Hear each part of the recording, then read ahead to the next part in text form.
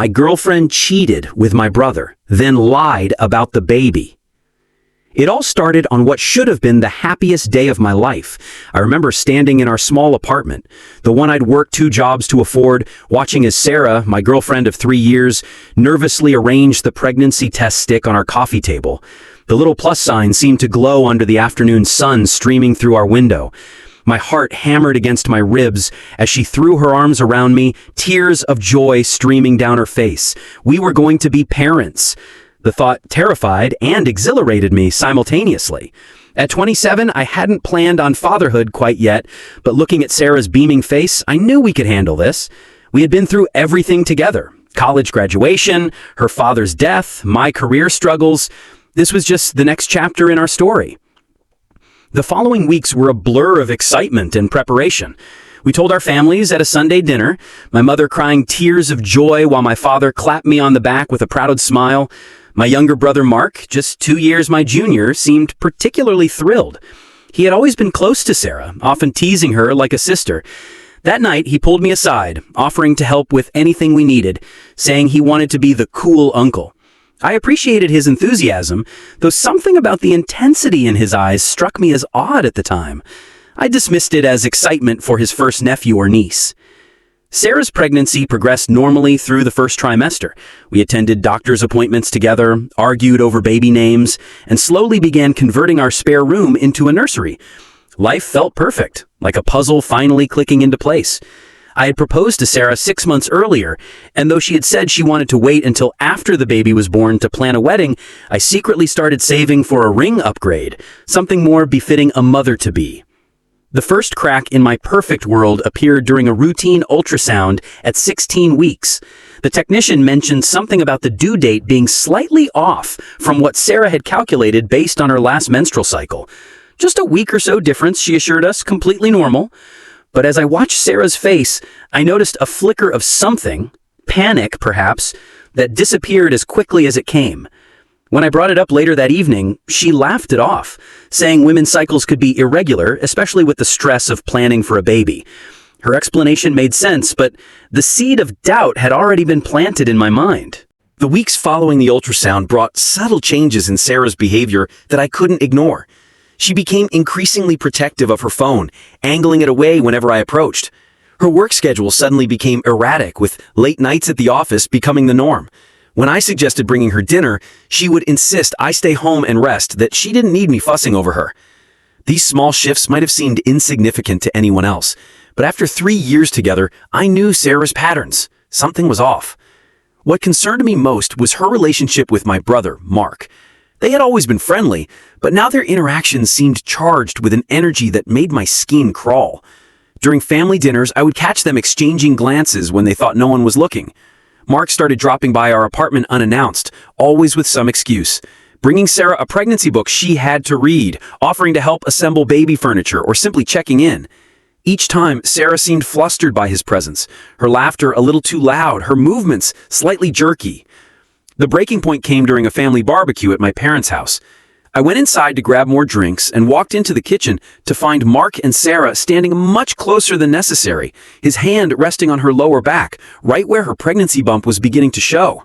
They jumped apart when they saw me, Sarah's face flushing crimson as she mumbled something about Mark asking about the baby's movement. The sight sent a cold wave of dread through me. That night, after Mark left, I confronted Sarah. She grew defensive, accusing me of being paranoid and overly protective due to the pregnancy.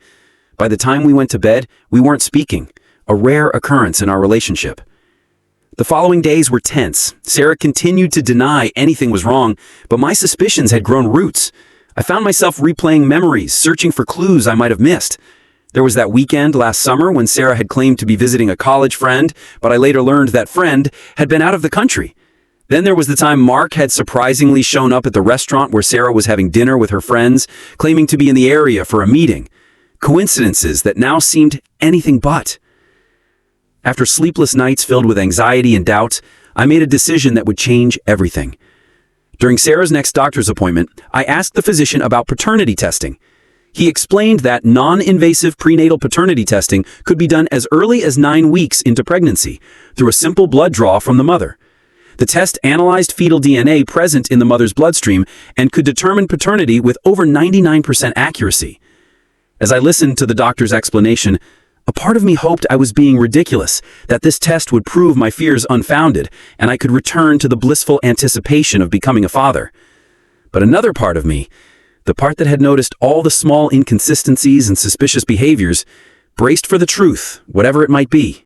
Making the appointment for the paternity test felt like the most difficult decision of my life. I scheduled it for a day when Sarah had a routine prenatal checkup, telling her I wanted to surprise her with a special genetic screening that could provide more information about the baby's health. It wasn't entirely a lie.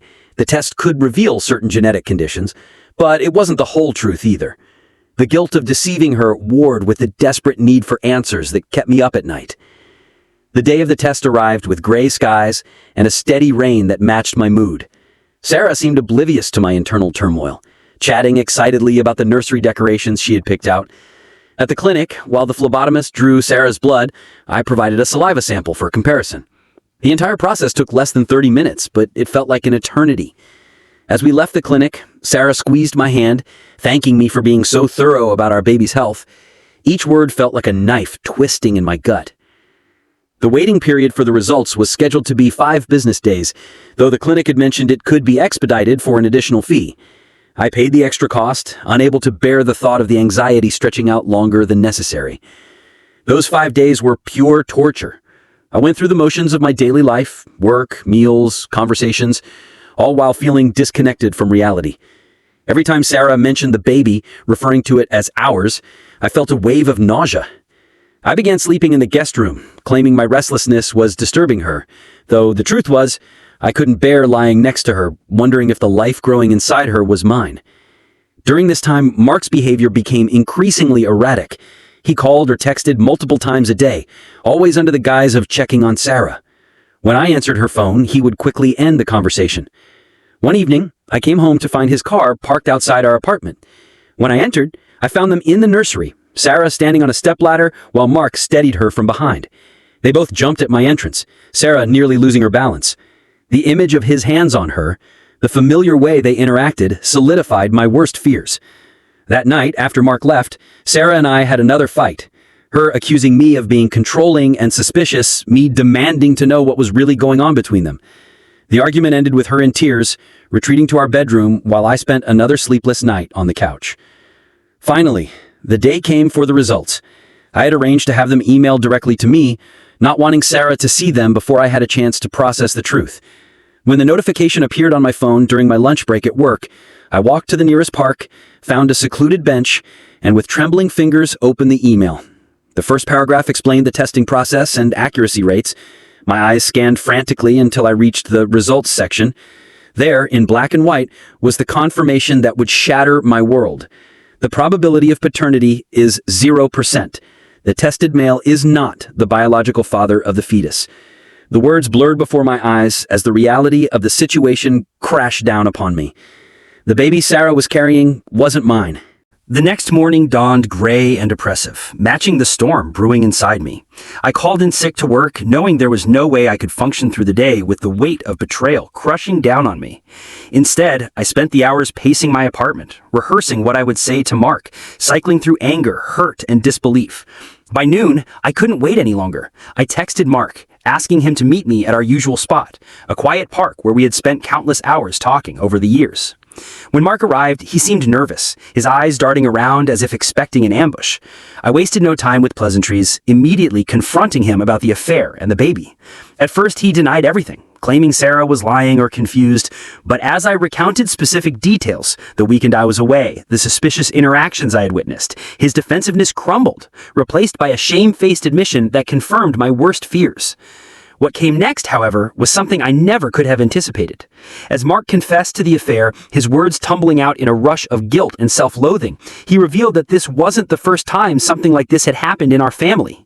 Years ago, before I had met Sarah, Mark had been dating a woman seriously. They had even discussed marriage, but our father had intervened, expressing concerns about the woman's background and suitability. Mark had broken things off, or so he had led everyone to believe. In reality, they had continued seeing each other in secret. When the woman became pregnant, Mark had been terrified of our father's reaction. In a moment of cowardice, he had convinced her to tell everyone the baby wasn't his, to claim it was the result of a brief fling. She had eventually moved away, and Mark had never publicly acknowledged the child. The revelation left me reeling. Not only had my brother betrayed me, but he had been living with this secret for years, abandoning his own child to avoid our father's disapproval. As I sat there processing this information, another piece of the puzzle clicked into place. Our father had always been controlling, particularly when it came to Mark. As the younger son, Mark had constantly been measured against my achievements, always falling short in our father's eyes. The pressure had shaped him into someone who would do anything to gain approval, including betraying the people who loved him most. But there was more. As Mark continued to unburden himself, he revealed that our father knew about the first child. In fact, our father had been the one to suggest Mark convince the mother to deny paternity, to protect the family's reputation. This knowledge had eaten away at Mark, creating a pattern of self-destructive behavior that had ultimately led him to betray me with Sarah. He claimed he had never intended for it to happen, that he had been weak and selfish, but the damage was done. The conversation left me physically sick. The family I thought I knew, the relationships I had taken for granted, were all built on a foundation of secrets and lies. Our father, the man who had preached about honor and responsibility my entire life, had encouraged his son to abandon his child. My brother, the person I had trusted implicitly, had not only betrayed me, but was living with the consequences of a previous betrayal that had been years in the making. As I left the park that day, I realized that confronting Mark was only the beginning. The real question was what to do with this information, how to move forward when the very fabric of my family had been torn apart by deception. The days following my confrontation with Mark passed in a blur of anger and confusion. I couldn't look at my phone without seeing missed calls from both Sarah and Mark, each message more desperate than the last. Sarah wanted to talk, to explain, to somehow salvage a relationship that had been irrevocably broken. Mark, meanwhile, oscillated between apologies and justifications, his messages revealing a man torn apart by guilt, but still unable to fully accept responsibility for his actions. What haunted me most wasn't just the betrayal itself, but the realization that my family harbored secrets that went far deeper than I had ever imagined. The knowledge of Mark's first child, our father's involvement in covering it up, and the pattern of deception that had been established years before Sarah ever entered the picture, it all pointed to a family dynamic that was fundamentally broken. I found myself digging into the past, reaching out to old friends and family members I hadn't spoken to in years, trying to piece together the truth of what had really happened with Mark's ex-girlfriend. What I discovered was even more disturbing than Mark had admitted. The woman hadn't just moved away. She had been essentially run out of town by our father's influence, her reputation destroyed when rumors about her promiscuity began circulating shortly after she broke things off with Mark. The child, now 7 years old, was growing up in another state, with Mark having only seen him a handful of times in secret. Armed with this information, I did something I never thought I would do. I confronted our father. The meeting took place in his study, the room where he had dispensed advice and judgment throughout my childhood. As I laid out everything I had learned, his face remained impassive at first, then gradually shifted to anger, and finally to a grudging admission. He confirmed what Mark had told me, but with a chilling lack of remorse. In his view, he had been protecting the family, ensuring that Mark didn't make a mistake that would haunt him for the rest of his life.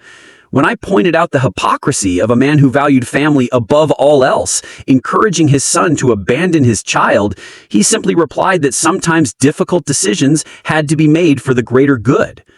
This conversation was the final straw. The man I had looked up to my entire life, the standard against which I measured my own character, was not who I thought he was. The values he had instilled in me, honesty, integrity, responsibility, were values he himself had failed to uphold when it mattered most. The realization was liberating and devastating all at once. As I processed this new reality, I began to understand that the betrayal with Sarah, while painful in its own right, was symptomatic of a much deeper disease within my family. The pattern of deception, the willingness to sacrifice others for the sake of appearances, the inability to take responsibility for one's actions, these were the traits that had been modeled for us, the legacy we had inherited. The question now was what to do with this knowledge.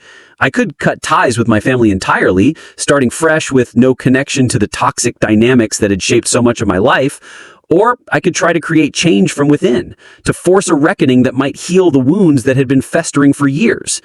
Neither path was easy, both would require strength and courage I wasn't sure I possessed.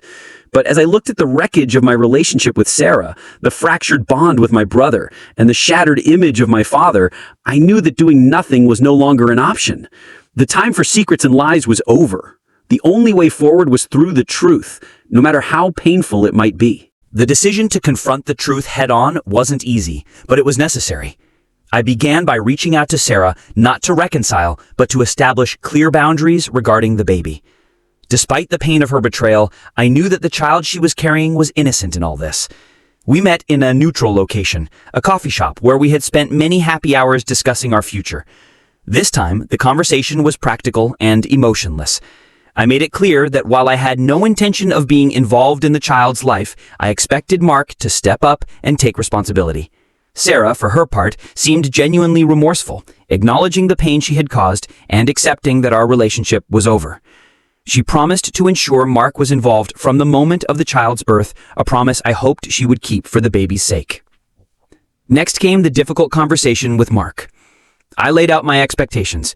He would formally acknowledge paternity, be present in the child's life, and most importantly, he would reconnect with the son he had abandoned years earlier. The look of relief on his face was surprising. He had been carrying the weight of that secret for so long that the prospect of finally making things right, however imperfectly, seemed to lift a burden from his shoulders. We didn't discuss forgiveness, that would take time if it ever came, but we established a path forward, one that required accountability and change. The most challenging confrontation was yet to come, facing our father with the demand that he acknowledge his role in perpetuating a cycle of deception and abandonment. This conversation took place with Mark by my side, a united front against the man who had shaped so much of our lives, for better and for worse. Our father's initial reaction was defensive, even angry. But as we calmly laid out the damage his actions had caused, not just to us, but to the children who had been denied their father, he gradually began to listen. By the end of the conversation, he had agreed to meet with Mark's first child to begin the process of acknowledging a grandson he had never allowed himself to know. In the month that followed, the pieces of our broken family slowly began to realign into a new, more honest, and ultimately more real configuration. Mark established a relationship with both of his children, navigating the complexities of co-parenting with two different women. Our father, while never fully admitting the extent of his mistakes, gradually softened, welcoming his grandchildren into his life with a tentative but genuine affection. As for me, I moved out of the apartment Sarah and I had shared, finding a new place in a different part of town, a physical distance that mirrored the emotional space I needed to heal. The journey wasn't easy. There were setbacks, moments of anger and grief that caught me by surprise. But with each passing day, the weight of betrayal grew lighter, replaced by the strength that comes from facing difficult truths. I eventually sought therapy, working through the complex emotions that came from such a fundamental betrayal by the people I loved most.